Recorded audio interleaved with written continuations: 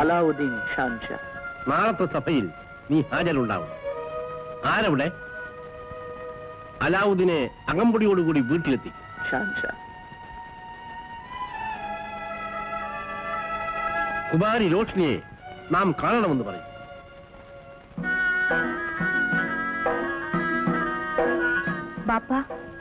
വരൂ മകളെ.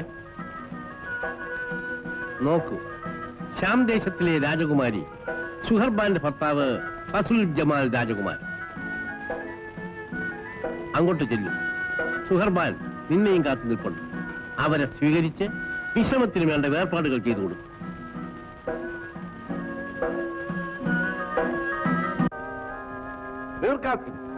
നിങ്ങൾ ഈ രാജ്യത്തെ സേനാനായകനാണ്. ഈ രാജ്യത്ത് നടക്കുന്ന കൊള്ളയെയും അക്രമങ്ങളെയും കുറിച്ച് നിങ്ങൾ എന്ത് പറയുന്നു?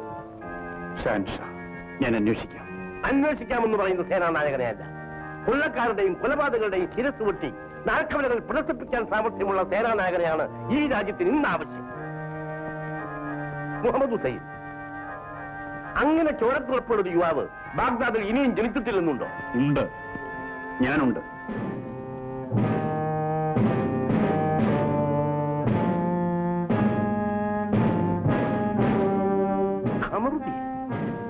അതെ ഷാൻഷാ. ഷാൻഷാ, പല യുദ്ധരംഗങ്ങളിലും ഈ സിംഹാസനത്തിന് വേണ്ടി ധീരമായി പൊരുതിയവനാണ് എന്റെ മകൻ കമറുദ്ദീൻ.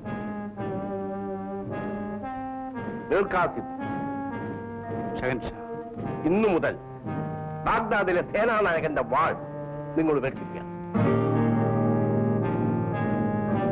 പകരം ബാഗ്ദാദിലെ ഖജനാവിന്റെ താക്കോൽ നാം നിങ്ങളെ ഏൽപ്പിക്കുന്നു. ഷഹൻഷാ, കൽപ്പന പോലെ. കമറുദ്ദീൻ,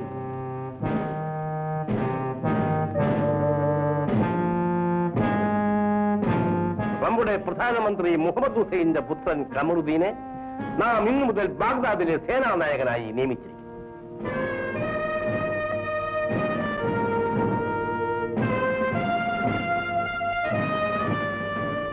ഈ മണ്ണിൽ വരുന്ന അക്രമത്തിനും അനീതിക്കുമെതിരായി ഈ വാൾ ചലിക്കട്ടെ. കൽപ്പന പോലെ.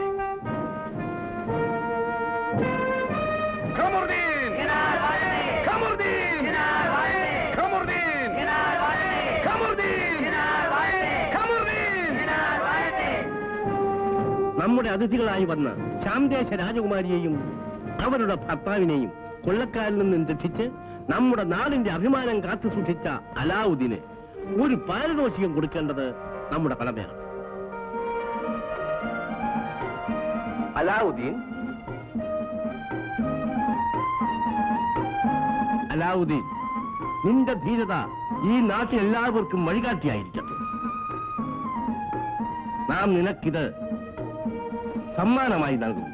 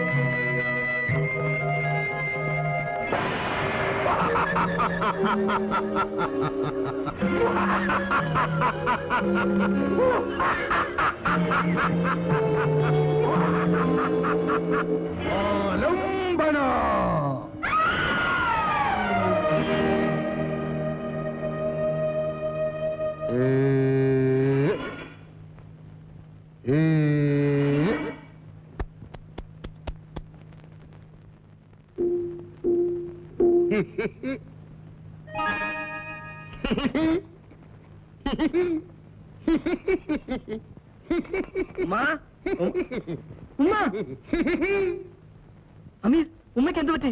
ആലംബന വിളക്ക് തേച്ചു, ഞാൻ വന്നു. എന്നെ കണ്ട് ഉമ്മ വീണു. പാവം. നിനക്ക് ബുദ്ധിയുണ്ടോ? ഉമ്മയുടെ മുമ്പിലാണോ പ്രത്യക്ഷപ്പെടുന്നത്? അയ്യോ, വെള്ളം. നീ മാറ്. ഉമ്മ ഉമ്മ ഉമ്മ. മോനെ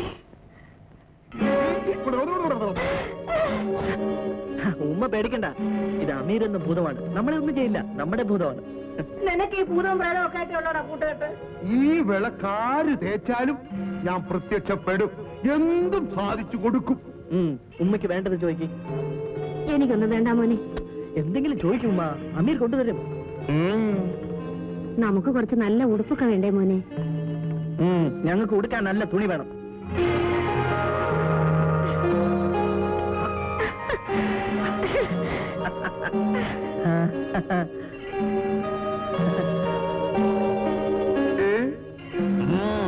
ആവശ്യമുള്ളതെടുത്ത് ധരിച്ചോളൂ.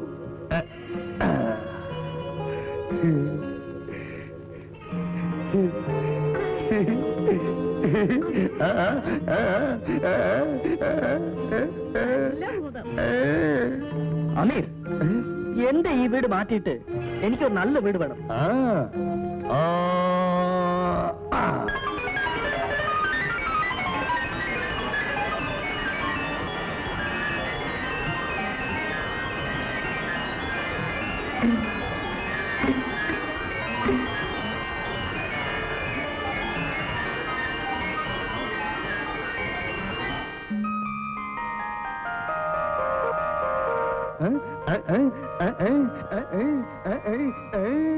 എടാ മോനെ, കൊള്ളവല്ലോടാ നിന്റെ ഭൂതം. ഇപ്പൊ മനസ്സിലായോ ഞാൻ ആരാണെന്ന്? ഞാൻ ഒന്നിനും കൊള്ളാത്തവനാണെന്ന് എന്നെ ചീത്ത വിളിച്ചില്ലേ? ഇനിയിപ്പൊ എന്താ വേണ്ടത്? ഇനി നീ ഇങ്ങനെ നടന്നാ പറ്റില്ല, എന്തെങ്കിലും ഒരു കച്ചവടം തുടങ്ങണം. അത്രയല്ലേ ഉള്ളൂ. അമീർ,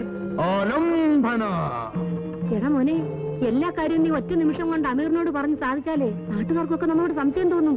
അത് നമുക്ക് ആപത്താ. പിന്നെങ്ങനെ? ഒരു കാര്യം ചെയ്യാം. അന്ന് സാം രാജകുമാരിയെ രക്ഷിച്ചതിന് രാജാവ് നിനക്ക് സമ്മാനിച്ച തുക ഞാൻ സൂക്ഷിച്ചു വെച്ചിട്ടുണ്ട്. അത് വെച്ച് തുടങ്ങിയതാണെന്ന് പറയാം. ഈ വീടും അങ്ങനെ തീർത്തതാണെന്ന് പറഞ്ഞാൽ മതി. പിന്നെ ഭൂതത്തിന്റെ സഹായം കൊണ്ട് നമുക്കെല്ലാം അങ്ങ് വലുതാക്കാം. അപ്പോഴാൾക്കാർ വിശ്വസിക്കും. ശരി ഉമ്മ. മോനെ, അമീറിനെ പറ്റി നീ അതും പറഞ്ഞ് നടക്കരുതേ. അല്ല, ഉമ്മയുടെ പേടിയൊക്കെ മാറിയോ? രക്ഷിക്കുന്നവനോട് പേടിയല്ല മോനെ, ബഹുമാനമാണ് തോന്നുക. നമ്മുടെ കഷ്ടപ്പാട് കണ്ട് പടച്ചോ നമുക്ക് തന്നതാ അമീർ. ഉമ്മ, ഞാൻ പോയി ജമീലയും അബൂബക്കറേയും വിളിച്ചോണ്ട് വരട്ടെ. അവരും ഈ വീടൊന്ന് കാണട്ടെ. അമീർ, നീ പൊക്കേളൂ. ശരി മോനെ.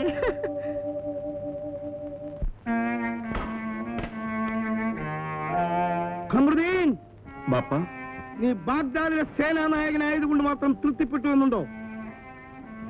ബാഗ്ദാദിലെ സിംഹാസനത്തിനൂടെ നീ അവകാശിയാവണം. ഞാനും അത് ആഗ്രഹിക്കുന്നു ബാപ്പ. അതിന് നീ റോഷൻ രാജകുമാരി വിവാഹം കഴിക്കും. രാജാവിന്റെ പ്രീതിയും വിശ്വാസവും നീ സമ്പാദിച്ചു കഴിഞ്ഞു. നീ രാജകുമാരിയുടെ സ്നേഹമാണ് നീ സമ്പാദിക്കേണ്ടത്. ഞാനതിന് ശ്രമിക്കുകയാണ്. പക്ഷേ എന്ത് പക്ഷേ? ഒന്നുമില്ല. ആദ്യമൊക്കെ രാജകുമാരി ചിലപ്പോൾ നിന്നോട് അടുപ്പം കാണിച്ചില്ല എന്ന് വരും. നീ രാജകുമാരിയുടെ സ്നേഹം പിടിച്ചു പറ്റുകയാണ് വേണ്ടത്. അതിനാരെങ്കിലും എതിരായിട്ട് നിന്നാൽ നിന്റെ വാളിൽ വേണ്ടത്ര മൂർച്ചയുണ്ടെന്നവരെ മനസ്സിലാക്കണം.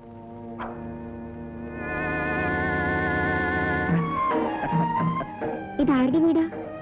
ഞങ്ങളുടെ വീട്. നിങ്ങളുടെ വീടോ? എന്താ ഈ പറയുന്നേ? എന്താ മോനെ, നമുക്ക് വീട് മാറിപ്പോയോ? ഇവിടെ എന്നാ ഇങ്ങനെ ഒരു വീടുണ്ടായത്? ഇത് വലിയ അതിശയമാണല്ലോ. ഒരു അതിശയമില്ല. അന്ന് ഞാൻ സാമ്രാജകുമാരിയെ രക്ഷിച്ചതിന് രാജാവ് സമ്മാനമായി തന്ന പണം കൊണ്ട് ഈ വീട് മാറ്റി പണിയിച്ചു. എടാ അബൂബക്കറെ, എന്താ? ഞാനൊരു കച്ചവടം തുടങ്ങാൻ പോവാ. കടക്കാരുടെ കയ്യിൽ നിന്നും ബാപ്പയുടെ കട തിരിച്ചു വാങ്ങിച്ചു. ഒരു തുണിക്കട തുടങ്ങാം. അവിടെ നിനക്കും ഒരു ജോലി തരാം.